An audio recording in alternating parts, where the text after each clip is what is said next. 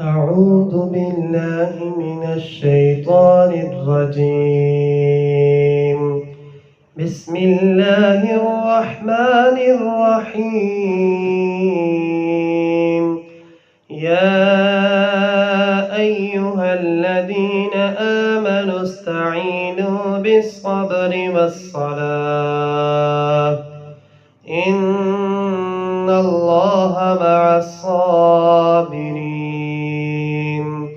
ولا تقولوا لمن يقتل في سبيل الله أموات بل أحياء ولكن لا تشعرون.